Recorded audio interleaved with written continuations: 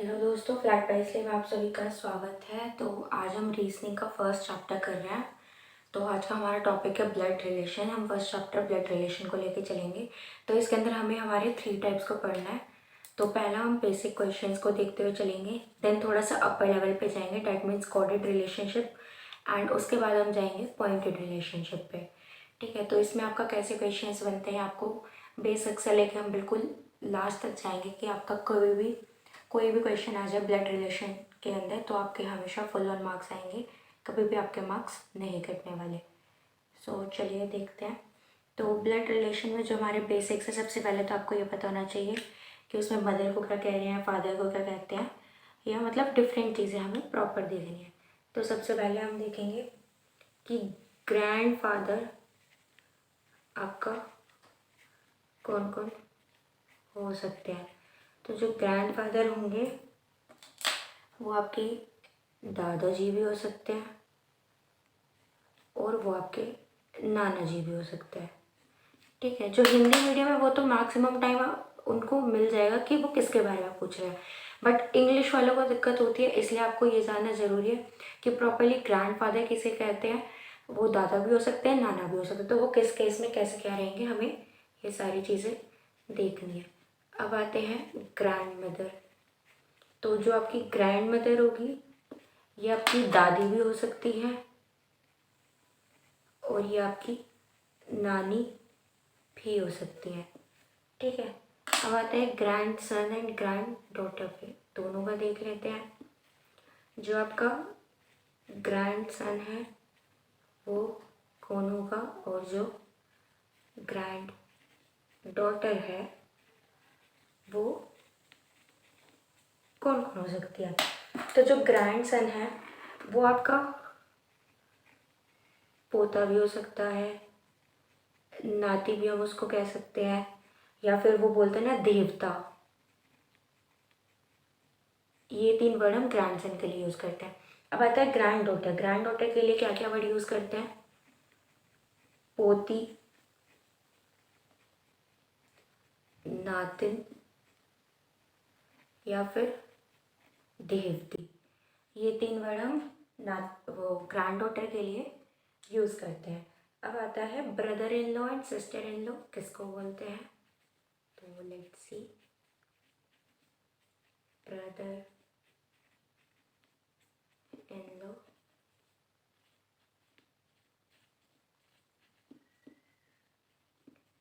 Sister in law. जो brother in law है वो आपके जीजा हो सकते हैं, साला हो सकता है, आपका देवर हो सकता है, या फिर जेठ को भी हम इंग्लिश में ब्रदर इन लॉ बोलते हैं। अब आते हैं sister in law. Sister in law में साली भी हो सकता है, देवरानी हो जाएगा, जेठानी हो जाएगा, ननंद हो गया, भाभी भी इसी के अंदर आएगा। तो ये जितने भी वर्ड्स हैं ये हिंदी वालों में तो प्रॉपर लिखा होता है, बट इंग्लिश वाले कहाँ मार खाते हैं, अब हम जब क्वेश्चंस को करेंगे जब हमें पता चलेगा। बाकी अभी आपको ये प्रॉपरली पता होना चाहिए। अब कुछ और वर्ड्स पे आते हैं। नेफ्यू, नेफ्यू कहा जाता है भतीजे को, यानी जो लड़का है भतीजा, या फिर भांजे को। जो आपका भतीजा होता है ये आप जो मान लो आपके जो फादर हैं उनके जो ब्रदर होंगे वो आप उनके भतीजे लगोगे। ठीक है, और जो भांजा है जो आपके मामा है आप अपने मामा के भांजे हो। अब आता है नीस। नीस लड़की में हो जाएगा भतीजी या फिर भांजी। जो पापा के साइड की फैमिली रहेगी उनके आप भतीजा या भतीजी लगोगे, अगर लड़का लड़की में देख लेना। और जो मम्मी की साइड की फैमिली रहेगी उसमें आप भांजा या भांजे लगोगे। तो ये था नीस का। अब आते हैं कजन्स पे। कजन्स में आपका कोई भी हो सकता है, चचेरा भाई बहन हो गया या कुछ भी, या फिर चचेरी भाई बहन। तो एक तरह से आप यहाँ पे भाई या बहन की फॉर्म में याद कर सकते हो, बट ये याद रखना कि कज़न्स कभी भी आपके सगे भाई बहन नहीं होते। अब आता है, कई बार आपको दिया होता है सिबलिंग्स। सिबलिंग्स कौन होते हैं? सिबलिंग्स होते हैं आपके सगे भाई या फिर सगी बहन, मतलब एक ही माँ बाप की संतानें, सगा भाई या फिर सगी बहन। अब सिबलिंग्स के बाद आता है आपका अंकल, कौन कौन होंगी, आंट कौन कौन होगी। ये बेसिक चीज़ें आपको याद होनी चाहिए।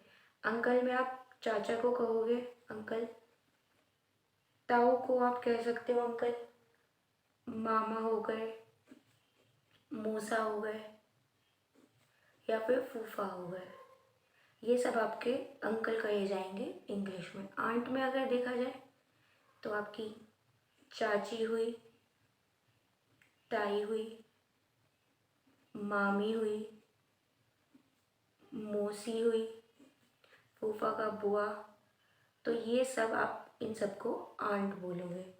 ठीक है, अब देख लेते हैं पैटर्नल फैमिली क्या होता है and maternal. Paternal and maternal, जो पैटर्नल होंगे ये आपका कहा जाएगा पिता का परिवार,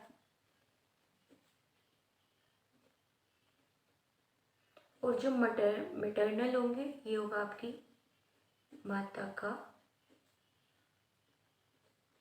परिवार। At last mother and father देख लो,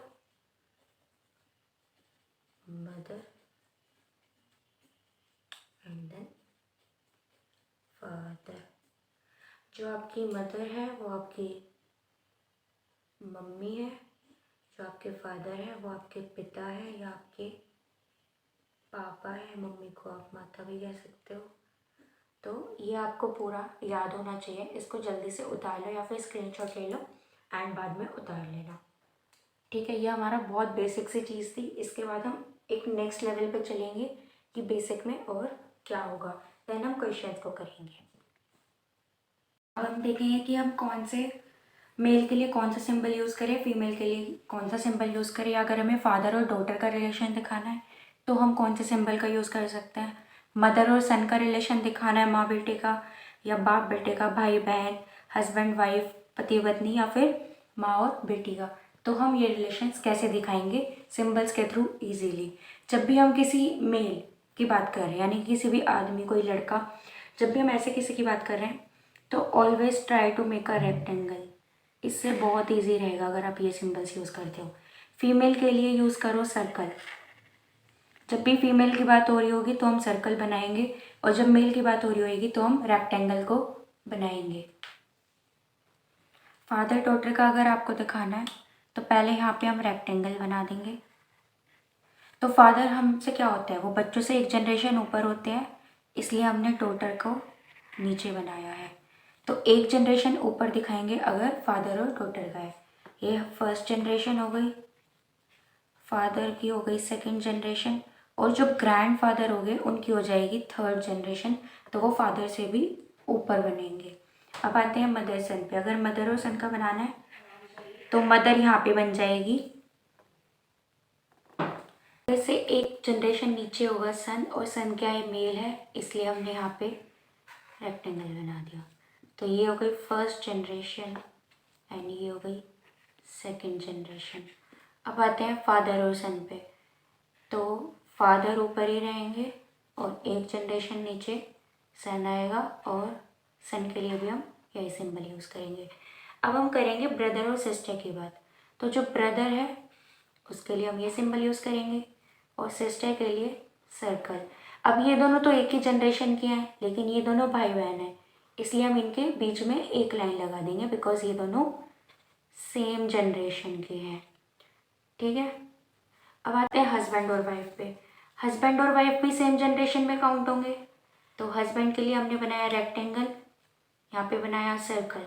अब इन दोनों को सेम जनरेशन में तो दिखाना है, लेकिन अगर हम ये वाला सिंबल लगा देते हैं तो ये तो भाई बहन बन जाएगा। तो भाई बहन से अलग दिखाने के लिए कि ये पति पत्नी है, हम यहाँ पे दो लाइन का यूज़ करेंगे, क्योंकि ये दोनों भी सेम जनरेशन में आते हैं। तो जब हस्बैंड वाइफ की बात हो रही है, पति पत्नी की, तो बीच में 2 लाइन लगा देंगे, भाई बहन में 1 लाइन लगा देंगे, ताकि जनरेशन ग्राफ वगैरह सब कुछ समझ आए कि कौन से कहाँ पे क्या बात हो रही है। अब आता है मदर डॉटर पे, तो मदर के लिए भी सर्कल बनेगा और डॉटर एक जनरेशन नीचे है, इसलिए यहाँ पे भी नीचे की तरफ। तो ये हो जाएगी फर्स्ट जनरेशन और ये हो जाएगी सेकेंड जनरेशन। ऐसे ही यहाँ पे अगर ग्रैंड मदर होता, अगर यहाँ पे ग्रैंड मदर होता तो इसके ऊपर एक और जनरेशन बन जाती, जिसे हम कहते थर्ड जनरेशन। तो ये कुछ जनरेशन का था, ये हमारा सिंबल्स यूज़ करने का तरीका है कि कैसे करेंगे। अब आते हैं जो कि बेसिक क्वेश्चंस का। तो पहले हम एक देख लेते हैं, जो भी हमने सीखा कि मेल के लिए हमें क्या लगाना है, फीमेल के लिए क्या लगाना है, उस अकॉर्डिंग कैसे क्वेश्चंस बनता है। तो तुम्हें स्टेटमेंट्स कैसे दी जाएंगी, तो हम पहले प्रॉपर वो देख रहे हैं। तो यहाँ पे दिया है A is the brother of B. तो हम ना एक एक स्टेटमेंट को सिर्फ एक बार ही पढ़ेंगे, ये चीज़ याद रखना, दोबारा उस स्टेटमेंट को नहीं पढ़ना, वरना तुम कंफ्यूज हो जाओगे। तो अब हम इस फर्स्ट स्टेटमेंट को जैसे पढ़ते जाएंगे, उसी अकॉर्डिंग हमें बनाते हुए चलना है। तो मैं पहले बोला है A is the brother of B, कि ए जो है वो बी का भाई है। तो पहले हम बी बना देते हैं। अब हमें पता है कि ए है बी का भाई, यानी कि ए का कंफर्म है और ये सेम जनरेशन है, इसलिए ए को हम रखेंगे रेक्टेंगल के अंदर। ठीक है, अभी हमें बी का नहीं पता कि ये मेल है या फीमेल है, इसलिए हमने यहाँ पे कुछ नहीं बनाया। अब नेक्स्ट पढ़ो स्टेटमेंट क्या है, B is the sister of C. B जो है सी की सिस्टर है, यानी कि बी क्या है, सिस्टर है, इसलिए वो फीमेल है, तो यहाँ पे ये, और सिस्टर है इसलिए सेम जनरेशन, तो यहाँ पे सी। अब बोल रहे हैं C is the son of D. C जो है बेटा है डी का, इसका मतलब एक जनरेशन ऊपर रहेगा डी, और सी क्या है, बेटा है, इसलिए यहाँ पे रेक्टेंगल बन जाएगा। ठीक है, अब next statement, D is the wife of E. D जो है ई की वाइफ है। अगर डी ई की वाइफ है तो यहाँ पे सर्कल बनेगा, डैट मीन्स डी फीमेल है, और यहाँ पे ई। अब अगर एक पत्नी है तो इट मीन्स डेफिनेटली हमें ई का पता चल गया फाइनल कि वो मेल ही होगा, बिकॉज पति पत्नी में अगर एक का हमें पता चल रहा है तो हमें दूसरा का अपने आप ही पता चल जाएगा कि वो क्या होगा। तो ये अगर फीमेल है तो ये मेल होगा। अब बोल रहे कि एफ जो है वो ई का ब्रदर है, मतलब अब जो एफ है वो ई का ब्रदर है, यानी कि ऊपर वाली जनरेशन की बात हो रही है, तो ये ई का ब्रदर है। तो यहाँ पे हम एक लाइन लगाएंगे और यहाँ पे एफ, क्योंकि ये ई और डी वाली जनरेशन में है, तो हमें इस टाइप से ये ऐसे बनाना होगा। अब हम क्वेश्चंस पे आते हैं। बेसिक क्वेश्चंस कैसे होंगे, ये अभी सिर्फ स्टेटमेंट्स को तुम फॉर्म आउट कैसे करोगे, इनको कैसे लिखोगे, ये था। अब आते हैं हमारे टाइप 1 बेसिक क्वेश्चंस के फर्स्ट क्वेश्चन पे। तो हमारे पास क्वेश्चन है कि ए जो है वो सिस्टर है बी की। तो जैसा कि मैंने पहले बताया था कि हम स्टेटमेंट को सिर्फ एक ही बार पढ़ेंगे, तो हम पहले बनाना शुरू कर देते हैं कि आंसर क्या होगा, वो हमें लास्ट में पता चल जाएगा। तो हमने स्टेटमेंट पढ़ी, ए जो है सिस्टर है बी की, यानी कि ए जो है बहन है बी की। ठीक है, फिर है B is married to D. B जो है वो उसकी शादी डी से हुई है। बी जो है उसकी शादी डी से हुई है। हम यहाँ पे कोई भी सिंबल इसलिए नहीं बना रहे बिकॉज हमें कंफर्म ही नहीं है अभी कि बी मेल है या फीमेल है, या फिर डी मेल है या फीमेल है। अब हमें नेक्स्ट बोल रहे हैं कि B and D have a daughter G. जो ये बी और डी है ये पति पत्नी है, और इनकी एक डॉटर है जो कि है जी। ठीक है, अब हमारे पास क्वेश्चन है that how is G related to A, कि जी जो है वो ए से कैसे रिलेटेड है। अब हमें ये तो पता ही नहीं है कि जो बी है ये मेल है या फीमेल है, तो हमें फाइनल है ही नहीं कि ये मैटरनल साइड का परिवार से है या पैटर्नल साइड की परिवार से, कि ये माता के परिवार से या पिता के परिवार से। लेकिन तो इसका मतलब ए और जी में ये ए की भतीजी भी हो सकती है, भांजी भी हो सकती है, दोनों में से कुछ भी हो सकती है ना। तो यहाँ पे हम इंग्लिश के अकॉर्डिंग चलेंगे, तो हमारा आंसर होगा कि ए और बी जी के जो बीच में रिलेशन है वो नीस का है। जो जी है वो ए की नीस है, यानी कि भतीजी है या भांजी है, हमें कंफर्म नहीं है कि वो क्या है। अब आते हैं नेक्स्ट क्वेश्चन पे। अब हमारे पास जो नेक्स्ट क्वेश्चन है वो है, तो हम स्टेटमेंट्स पढ़ते हुए चलेंगे एंड देन आंसर्स को लिखते हुए चलेंगे, मतलब फिगर को ड्रॉ करते हुए चलेंगे, सो डैट हमें एट लास्ट आंसर प्रॉपर मिल जाए। तो हमारी फर्स्ट स्टेटमेंट है डैट एफ जो है भाई है ए का, F is the brother of A, तो यानी कि हमें एफ का फाइनल हो गया कि वो भाई है किसका, ए का, ठीक है। फिर है सी इज द डॉटर ऑफ ए, सी जो है बेटी है किसकी, ए की, तो सी फीमेल है इसलिए हम इसको सी में रखेंगे और एक जनरेशन नीचे हो जाएगी क्योंकि वो डॉटर है। फिर बोल रहा है कि के जो है वो सिस्टर है एफ की, यानी कि के जो है बहन है एफ की, तो सेम जनरेशन होगी और वो बहन है इसलिए हम इसको सर्कल में रखेंगे। फिर बोल रहा है कि जी इज द ब्रदर ऑफ सी, जी जो है भाई है सी का, अब सी बेटी है यानी कि ये सी का भाई है, तो यहाँ पे रेक्टेंगल बनेगा और जी यहाँ पे आ जाएगा। अब ये पूछ रहे हैं कि क्वेश्चन है who is the uncle of G, G का अंकल कौन है। अब यहाँ पे देखो के हमें पता है कि फीमेल है, ए का हमें एग्जैक्टली तो नहीं पता ना कि वो मेल है या फीमेल, लेकिन जो एफ है इसका हमें फाइनल पता है कि ये मेल ही है और ये ए की बेटी है। इट मीन्स कि ए का बेटा जी होगा और ए का यानी कि ये भाई है, तो ये हो जाएगा हमारा एफ, कि एफ जो है वो अंकल होगा। अभी ये मामा भी हो सकता है अगर ए बहन है तो, या और अगर ये भाई है तो ये चाचा या फिर ताऊ भी हो सकता है एफ, लेकिन हम श्योर नहीं है इसलिए यहाँ पे करेक्ट आंसर होगा एफ। अभी तक तो जो हमने ये 2 क्वेश्चन देखे और एक जस्ट स्टेटमेंट के लिए जो हमने क्वेश्चन किया, एक तरह से 3 क्वेश्चंस करे, तो ये तो बिल्कुल ही बेसिक। अब बेसिक में ना थोड़ा सा लेवल अप करेंगे, लेकिन इसमें हमें 2 चीज़ों का ध्यान रखना है।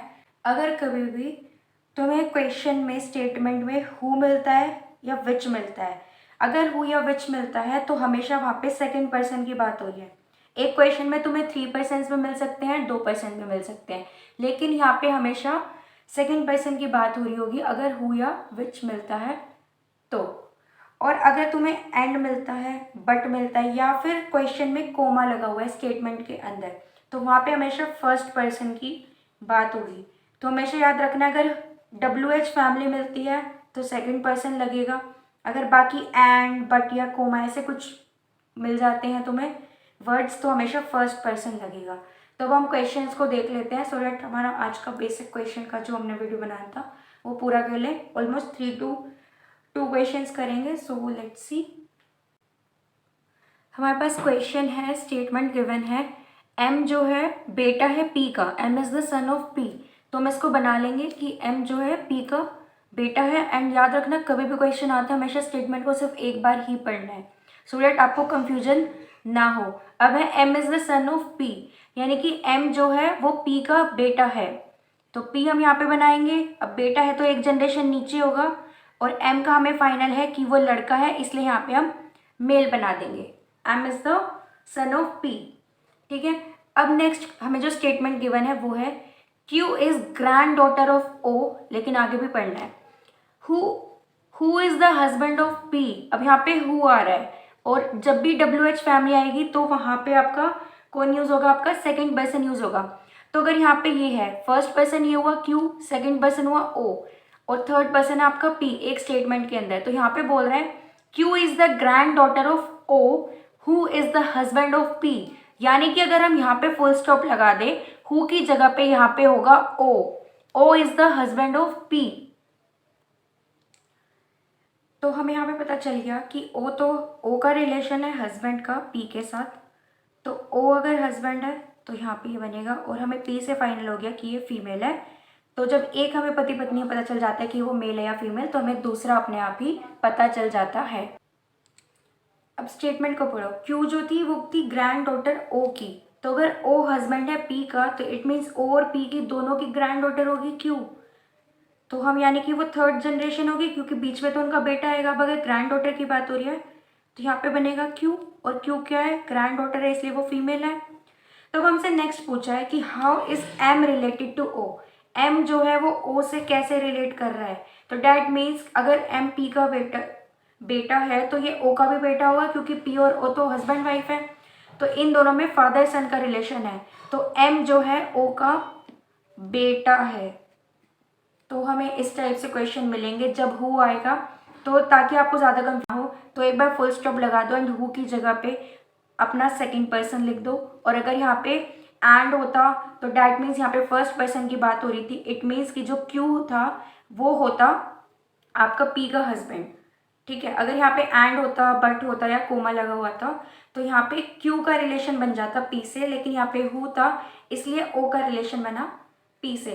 तो हमें इस टाइप से याद रखना और आप ऐसे साइड में प्रॉपर बना सकते हो ताकि आपको दिक्कत ना हो। अब आता है नेक्स्ट क्वेश्चन, तो स्टेटमेंट्स को पढ़ते हैं क्या बोल रहा है। तो हमारे पास पहले है X and Y are brothers. X और वाई जो है वो दोनों भाई हैं, तो डैट मीन्स अगर भाई हैं तो दोनों मेल हैं, X and Y are brothers. तो इनको हम रेक्टेंगल में रखेंगे। फिर हमारा जो नेक्स्ट स्टेटमेंट गिवन है वो है R is the father of Y.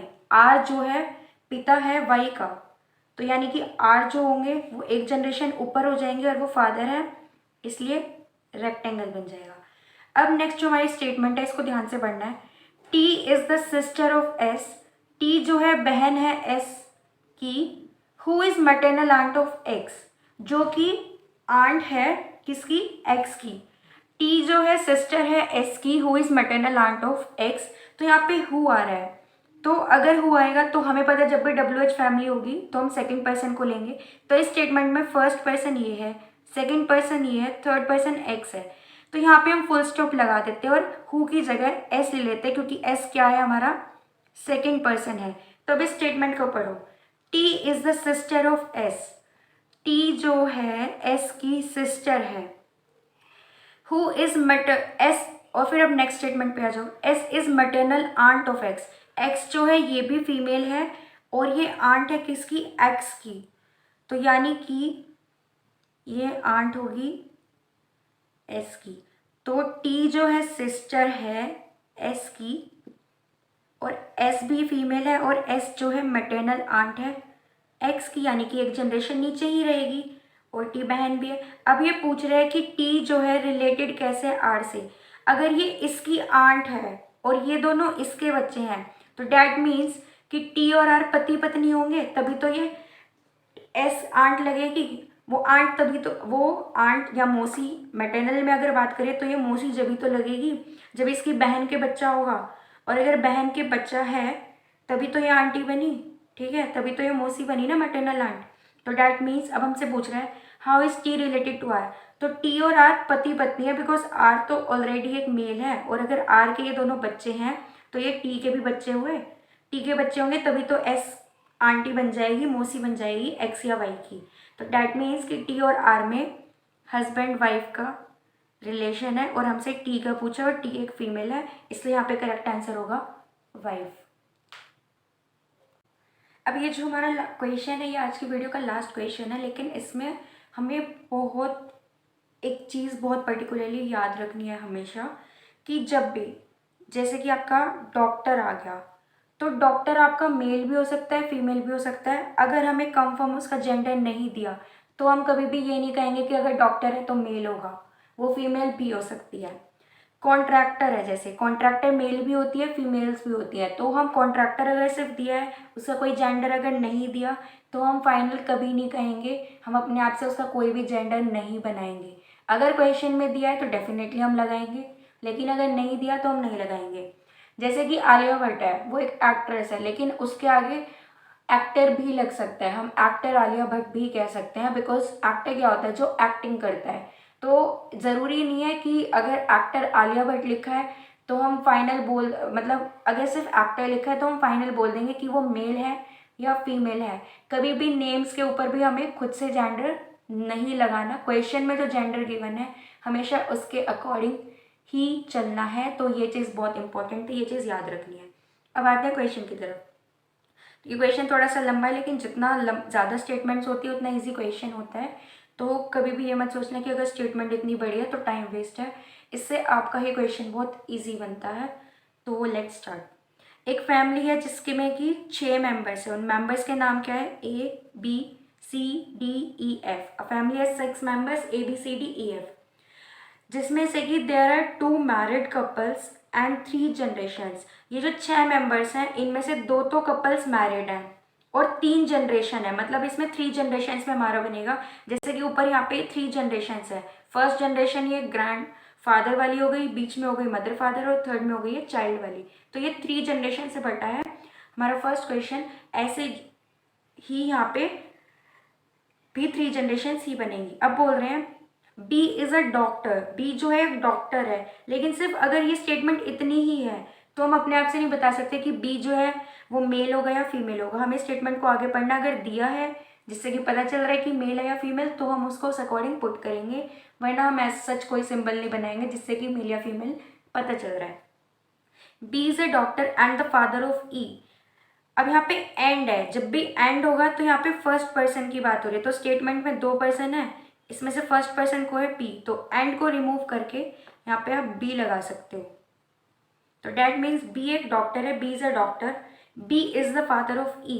B जो है फादर भी है ई का, फादर है तो हमें कंफर्म हो गया मेल है, तो हम यहाँ पे बना देंगे कि जो बी है ये फादर है ई का। ठीक है, अब आते हैं next. F is the grandfather of C. F जो है ग्रैंड फादर है सी के, and C is a contractor, और जो सी है ये कॉन्ट्रैक्टर भी है। अब हमें इससे ये कंफर्म नहीं होगा कि ये मेल है या फीमेल, तो हम लगा देते हैं F is the grandfather of C and C is a contractor. तो हम एफ को सबसे ऊपर की जनरेशन में ले सकते हैं, और ये ग्रैंड फादर है, किसके बीच में कोई भी कुछ भी हो सकता है, सी के। अब हमें इसका मेल है या फीमेल ये एग्जैक्टली नहीं पता, तो हम नहीं लगा रहे हैं। फिर है D is a mother of B.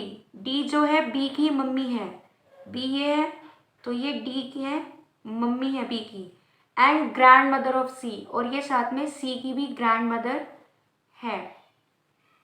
ठीक है, फिर अब हमसे पूछ रहा है कि how is contractor related to D. Contractor कौन था हमारा, सी थे, यानी कि ये था कॉन्ट्रैक्टर। अब हमें इससे एक चीज बतानी है, डी जो है बेटा है बी का, सॉरी बी जो है डी का बेटा है, और अब जो एफ जो है वो भी ग्रैंडफादर है सी के, तो और हमें 3 जनरेशन्स का बोला है, तो ये तो थर्ड जनरेशन हुई। और थर्ड जनरेशन के अकॉर्डिंग अगर इसमें एक मेल है और एक फीमेल है, और हमें बोला गया है कि 2 मैरिड कपल्स है, तो ये दोनों आपस में पति पत्नी होंगे। अब यहाँ पे कौन सा एक वर्ड रह गया, एक फैमिली मेंबर रह गया, वो बचा है ए। और अगर बी हमारे पास मेल है तो यानी कि ए हमारी फीमेल होगी, और ये भी मैरिड कपल है, तभी तो इन दोनों को भी बच्चे हैं। तो डी जो है वो क्या रिलेशनशिप रखती है, सी के साथ, तो डी जो है ग्रैंड मदर है सी की। तो अब हमें पूछा कि कॉन्ट्रैक्टर कैसे रिलेटेड है, तो जिससे पूछा, जिसके बारे में पूछा गया होता है हमें उसका बताना है। डी का तो हमें फाइनल पता चल गया कि ये ग्रैंड मदर है सी की, लेकिन हमें कॉन्ट्रैक्टर का बताना है। लेकिन कॉन्ट्रैक्टर से हमें ये तो नहीं पता चल रहा ना कि वो ग्रैंड सन है या ग्रैंड डॉटर है। अगर ऑप्शन में ग्रैंड चाइल्ड लिखा आता है तो आराम से टिक कर देना यही, लेकिन अगर ग्रैंड सन भी आ सकता है आंसर में, और ग्रैंड डॉटर भी हो सकता है आंसर में, बिकॉज हमें जेंडर कंफर्म नहीं है। तो ये 3 आंसर में से आपका आंसर कुछ भी हो सकता है। ये हमारी है थर्ड जनरेशन, ये है सेकंड जनरेशन, और ये है फर्स्ट जनरेशन। ये थोड़ा सा कॉम्प्लिकेटेड था क्वेश्चन, बट अगर इसको 2-3 बार पढ़ोगे, ट्राई करोगे सॉल्व करने का, तो आराम से हो जाएगा। इसमें बस तुम्हें लॉजिक्स लगाने जो भी तक ऊपर करते हुए आए थे। ये बेसिक क्वेश्चन में थोड़ा सा एवरेज क्वेश्चन था। नेक्स्ट क्लास में हम टाइप 2 और टाइप 3 को फिनिश कर देंगे, हमारा ये चैप्टर पूरा हो जाएगा। So thank you for watching it, bye.